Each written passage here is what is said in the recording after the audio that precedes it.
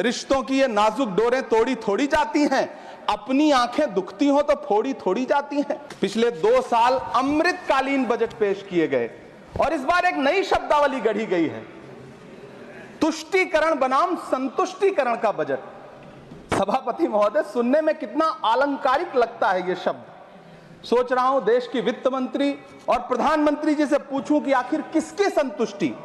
कल जब वित्त मंत्री जी देश की संसद में भाषण दे रही थी तो वहां मुंबई में कोई गरीब इंसान जब अपनी जेब टटोल करके अपनी मोटरसाइकिल में 1 लीटर पेट्रोल भरवा रहा था तो उस पेट्रोल की कीमत थी 103 रुपया प्रति लीटर। आखिर इतना महंगा पेट्रोल डीजल खरीद के कौन संतुष्ट हो रहा है? खुद को धार्मिक कहने वाली सरकार भगवान श्री कृष्ण के प्रिय खाद्य पदार्थों दही और मक्खन तक पर जीएसटी लगाती है। जिंदा रहते हुए जनता से हर चीज पर टैक्स वसूलने वाली यह सरकार कम से कम मरने पर तो लोगों को बख्श देती, लेकिन नहीं, वहां भी लूटना है। अंतिम संस्कार के सामान अगरबत्ती, धूप बत्ती, केवड़ा जल, चंदन पाउडर, जौ, बताशा, काला तिल, पंचरत्न, कपूर और कफन तक पर टैक्स लेने वाली यह सरकार किस मुंह से खुद को मध्यम वर्ग का हितैषी बताती है? जो झूठ बोल के करता है मुतमईन सबको, वो झूठ बोल के खुद मुतमईन नहीं होता। किंग अब्दुल्ला को, जॉर्डन के किंग अब्दुल्ला को मेहमान बना करके इसी दिल्ली में एक कॉन्फ्रेंस में कहा था कि मैं मुसलमानों के एक हाथ में कंप्यूटर और दूसरे हाथ में कुरान देना चाहता हूं। कंप्यूटर देने की बात तो छोड़िए, पढ़ाई के लिए जो स्कॉलरशिप मिल रही थी उसको भी छीन लिया आपने। वो जहर देता तो सबकी नजर में आ जाता, सो ये किया कि हमें वक्त पर दवाएं न दी। इसी देश की संसद में कभी स्वर्गीय सुषमा स्वराज जी ने कहा था कि जब देश की करेंसी गिरती है तब देश की प्रतिष्ठा गिरती है।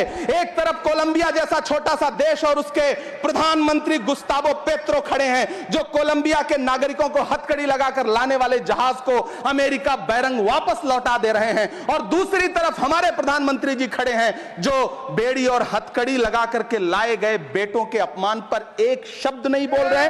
बहुत कम बोलने वाले डॉक्टर मनमोहन सिंह ने बहुत ज्यादा बोलने वाले प्रधानमंत्री जी को जब देश की बागडोर सौंपी थी तो $1.58 का था, आज 85 से 87 के बीच में झूल रहा है। इन दिनों रुपए की अहमियत गिरती है तो न तो देश की प्रतिष्ठा गिरती है ना प्रधानमंत्री की गरिमा।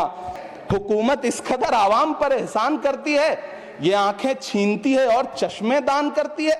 वो अब तिजारती पहलू निकाल लेता है, मैं कुछ कहूं तो तराजू निकाल लेता है। मैं इसलिए भी तेरे फन की कद्र करता हूं तो झूठ बोल के आंसू निकाल लेता है।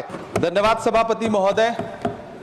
कभी सुदामा पांडे धूमिल जी ने कहा था कि एक आदमी रोटी बेलता है, एक आदमी रोटी खाता है, एक तीसरा आदमी भी है जो न रोटी बेलता है न रोटी खाता है, वो सिर्फ रोटी से खेलता है। वो तीसरा आदमी कौन है? मेरे देश की संसद मौन है। सभापति महोदय, वो भी क्या दिन थे जब संसद में देश का बजट पेश होता था तो देश की सड़कें ठहर जाया करती थीं। रेल बजट पेश होता था तो लोगों की उम्मीदें रेल के डिब्बों की तरह पटरियों पर दौड़ने लगती थीं। पूरा देश धड़कने रोक करके वित्त मंत्री और रेल मंत्री को सुना करता था। अफसोस, अब बजट पेश हो जाता है, मीडिया चैनल सरकार का महिमा मंडन करते हैं और बेचारी जनता बजट के आंकड़ों के शब्द जाल में उलझी हुई महीनों बाद समझ पाती है कि उसका तो फिर से कट गया। सभापति महोदय, पिछले 2 साल अमृतकालीन बजट पेश किए गए और इस बार एक नई शब्दावली गढ़ी गई है, तुष्टीकरण बनाम संतुष्टीकरण का बजट। सभापति महोदय, सुनने में कितना अलंकारिक लगता है ये शब्द। सोच रहा हूं देश की वित्त मंत्री और प्रधानमंत्री जी से पूछूं कि आखिर किसकी संतुष्टि।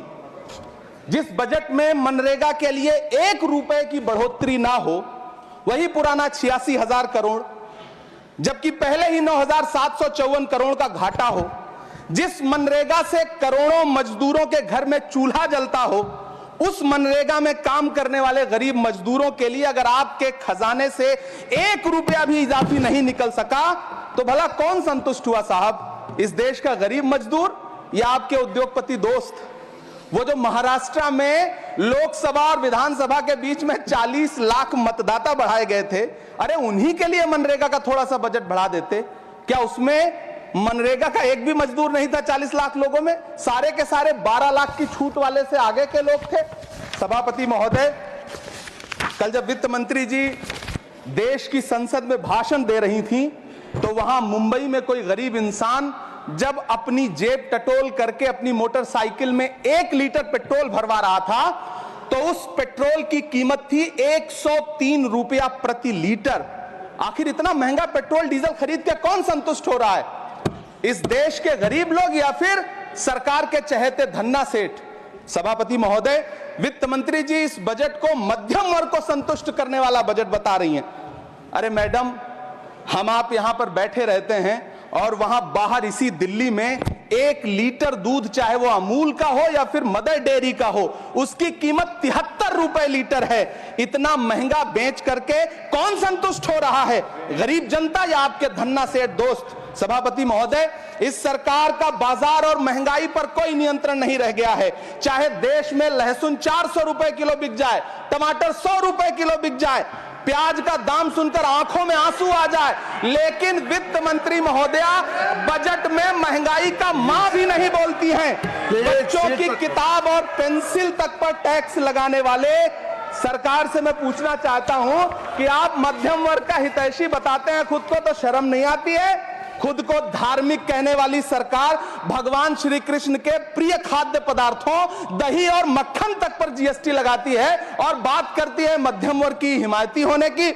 जिंदा रहते हुए जनता से हर चीज पर टैक्स वसूलने वाली यह सरकार कम से कम मरने पर तो लोगों को बख्श देती, लेकिन नहीं, वहां भी लूटना है। अंतिम संस्कार के सामान, अगरबत्ती, धूप बत्ती, केवड़ा जल, चंदन पाउडर, जौ, बताशा, काला तिल, पंचरत्न, कपूर और कफन तक पर टैक्स लेने वाली यह सरकार किस मुंह से खुद को मध्यम वर्ग का हितैषी बताती है?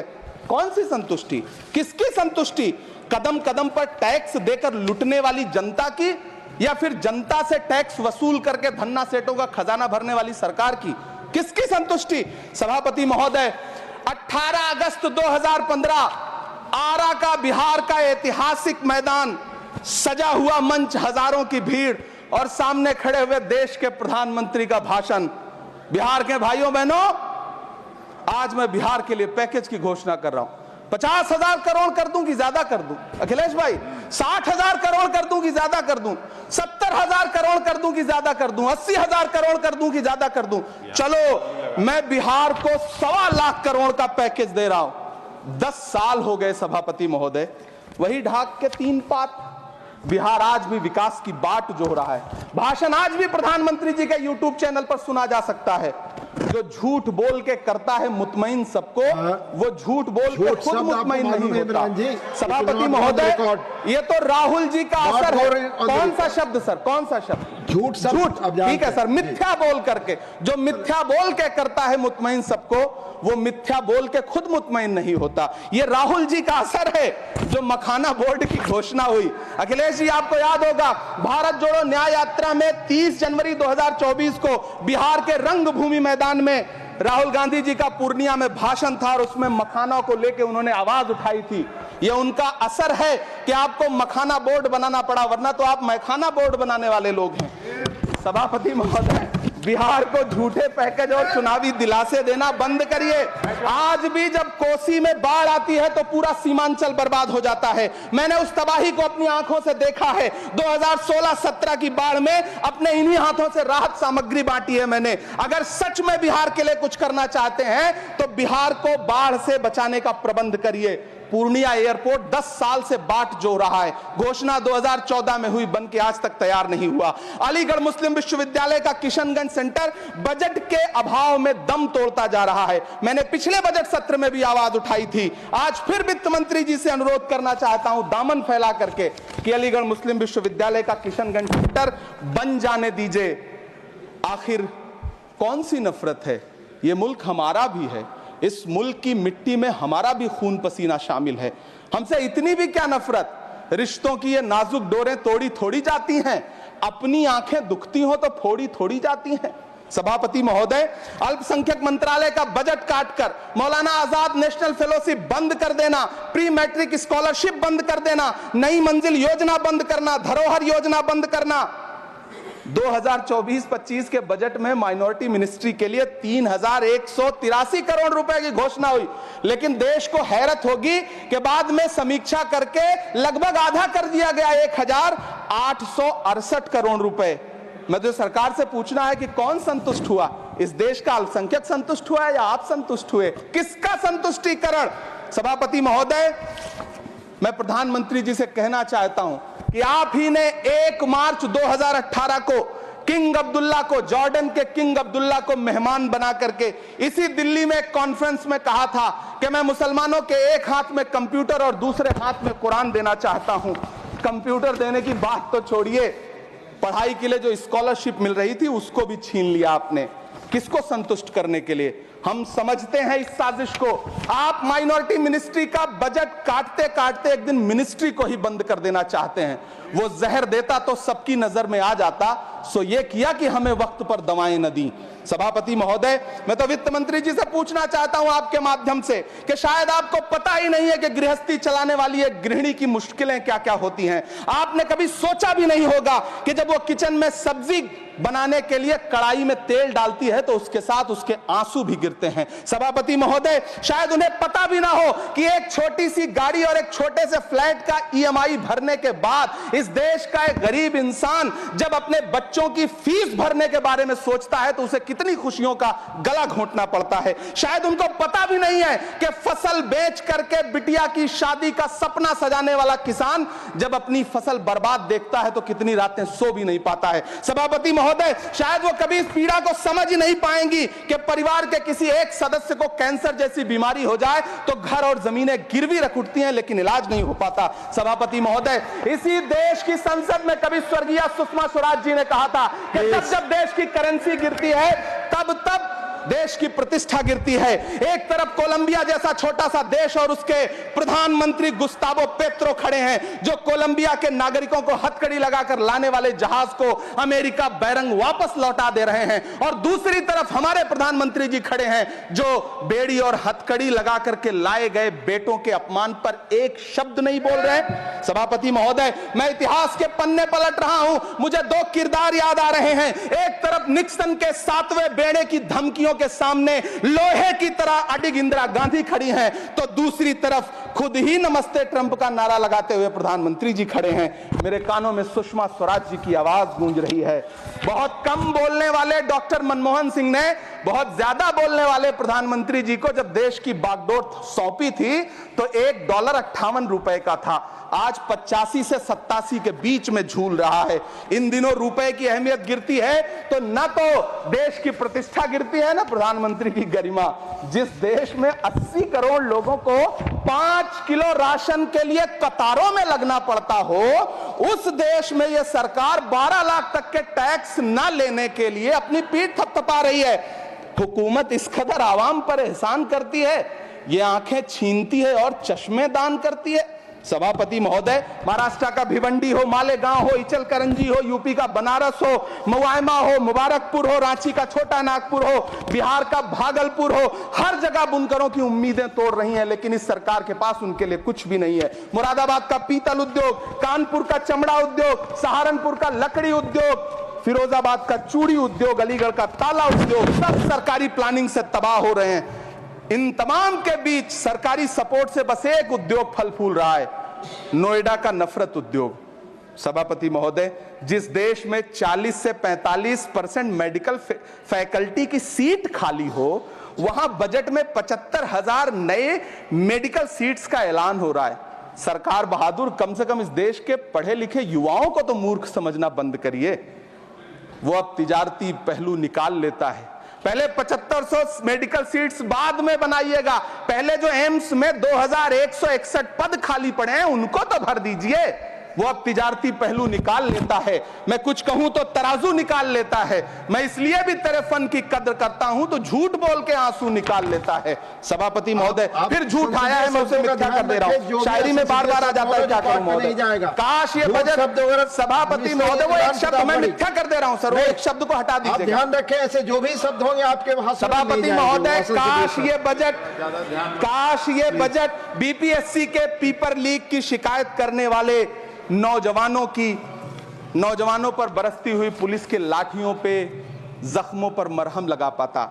सभापति महोदय, पिछले 80 दिन से 70 साल का एक बुजुर्ग एमएसपी की लीगल गारंटी मांगता हुआ आमरण अनशन पे बैठा हुआ है।